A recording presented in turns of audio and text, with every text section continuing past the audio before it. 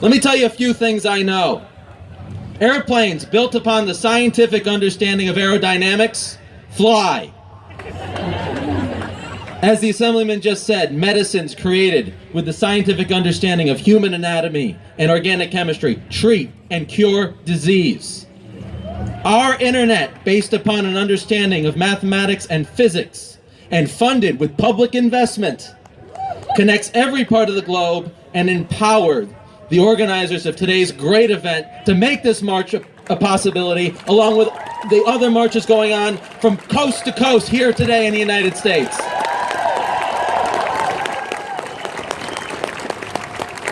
If science can make these things possible, what could a government built upon scientific understanding accomplish? When our public policy aligns with our scientific knowledge, we can accomplish the extraordinary. It was with a great faith in science and in the American people to accept it that President Kennedy spoke these prophetic words more than half a century ago: "We choose to go to the moon." Might we once again leave footprints of human beings on celestial bodies and reap the economic rewards from investing in research and exploration?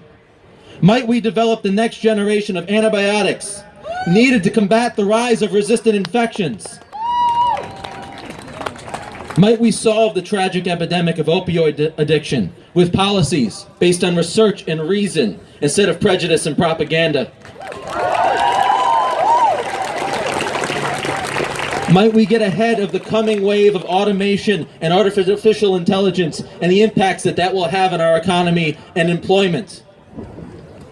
Might we rise to the challenge of anthropogenic climate change? I think we just might. What we are fighting for here today, it can be done. And in that spirit, we choose to rise to the challenge of climate change and do the other things, not because they are easy, but because they are hard. Because that goal will serve to organize and measure the best of our energies and skills.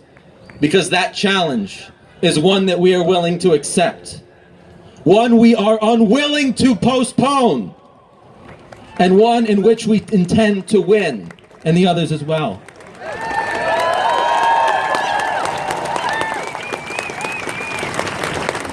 For surely, the future of our species and our way of life lays in the balance.